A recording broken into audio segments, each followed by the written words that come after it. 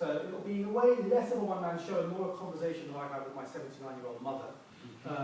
But just in terms of what I'm trying to reduce some expectations for you. So this is a one-man show. This is a one-man show, but I am not a comedian. So this is not a comedy show. I'm not a comedian, and I'm going to spend the next hour proving this to you. Now,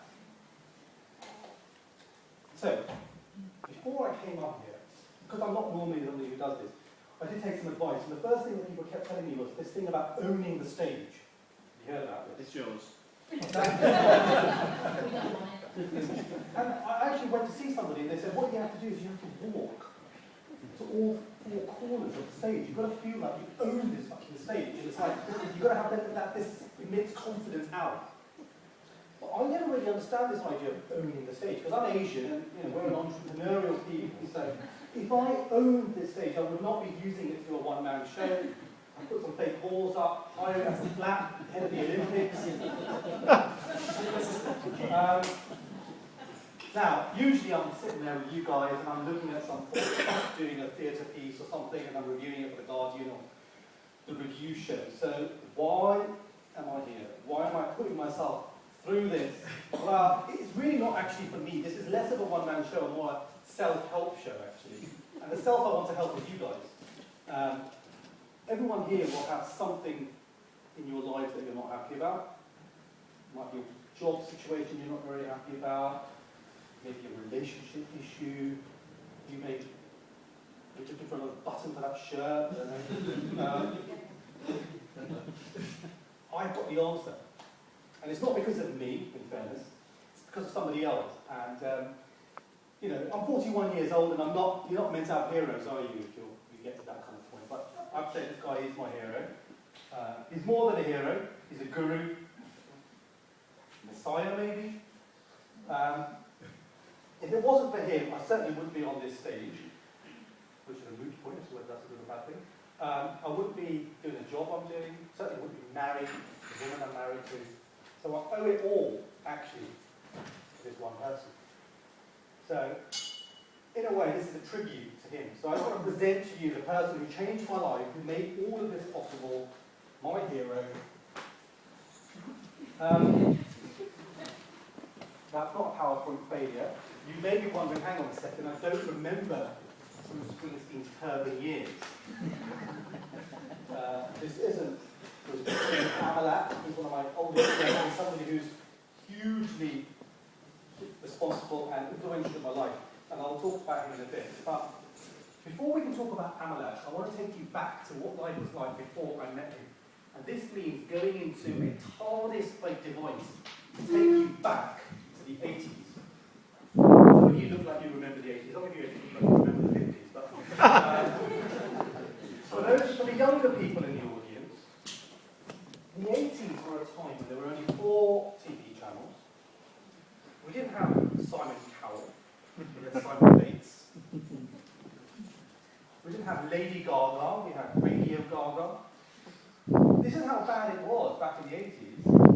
People still bought newspapers. And there was no internet. So there was no Twitter. Is anyone into Twitter here? Somebody's already tweeted that they're looking forward to this show. I'm on Twitter, and I think that Twitter is a really good example of how different things are now compared to then. And for me, the defining example of this is Salman Rushdie. Salman Rushdie has 340,000 followers on Twitter. In 1989, just round about the time that he published the Satanic Verses and he had a fatwa, somebody had said to Salman Rushdie, you've got 340,000 people following you. You're chatting stuff, wasn't it? So back in the 1980s, 1987, I'm 16 years old, just a normal kid, shy around girls, a poor woman. I've got it pretty bad, to be honest, but I've got it worse than most 16-year-old people, because in addition to all my usual problems, I also live in Luton. And this is a standard issue. This is in fact a postcard. You can get in the toilet. Now Luton is 30 miles north of London. And it's a place which has got self-esteem issues, it's fair to say. Look where you're living. Don't live there. Oh, yeah. Where do you live? Erie. Where? Erie. That's not where you come from. There? Where you come from there? Where you come from there? I can slag them, but I don't think you can. I've been there. I've been there. What's that? I've been there twice. Twice. And you managed to come back. That's pretty good. So, you can't remember. It's taking ages to remember all this stuff. So, Luton, a couple of years ago, was voted the crappiest town in the country. This is the thing that I find quite hilarious about that. It was voted this by the people who live there. And then, this is hilarious as well, is that Gavin Shuker, who is the MP for Luton, is the shadow minister for sewage. So that means that if Labour win the next election, he becomes the minister for shit. So why did I end up in Luton? Well, really, basically, it's only just because of my father. He came from Pakistan in the early 60s. And, you know, he was an immigrant. And the thing about being an immigrant is you really have got the whole world to choose from. And I always got baffled as to why, out of all the places in the world, he would decide to plonk his family in Luton. So he could have moved to New York. So I could have grown up, and outside the window I could have seen the Statue of Liberty. You know, that iconic building, give me your tired, huddled masses yearning to be free. It would have been a very different childhood to the one that I had. Because we didn't get the Statue of Liberty in Luton, but we did get pink plastic flamingos in the Arndale Centre. There's a fountain there, and on a Saturday afternoon, you'd get 5 pence or a 10 pence piece, and you'd put the money in the fountain and you make a wish. The wish I would always make is a wish I lived somewhere where this wasn't the highlight.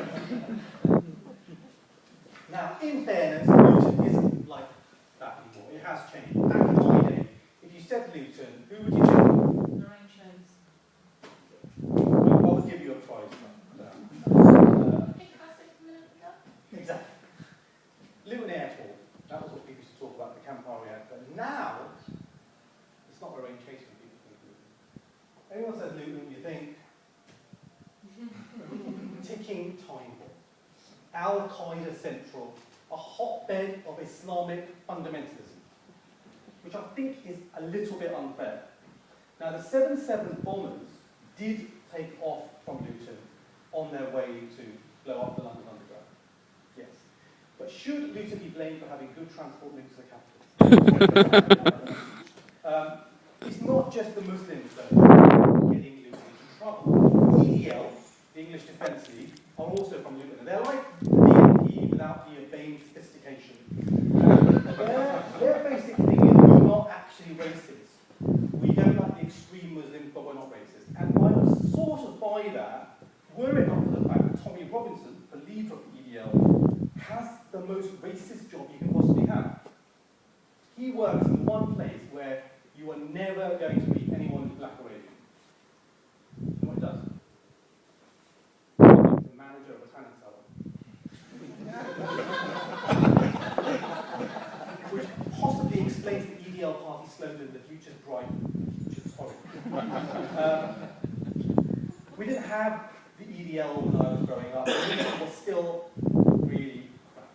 And I had all sorts of these. I had lots of crazy dreams as a kid. I had basically 3 dreams, really, 3 wishes. I wanted to get out of Luton, I wanted to do an interesting job, and I wanted to have the chance to marry somebody who wasn't my blood relative. So, crazy dream stuff. No kid should ever be able to have. So, that's not going to come true.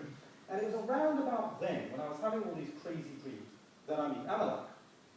Now, as you can see, he is a bit of a hairy bastard. When I first met him, I thought he was on his way to an all-Sikh audition of Teen Wolf 3. Sort of Chewbacca in jeans, I think, is the look I think he was kind of going for. And the first time I saw him, he was wearing this sort of stone-washed denim jacket, and he had his headphones tucked up under his head, and he's listening to this music.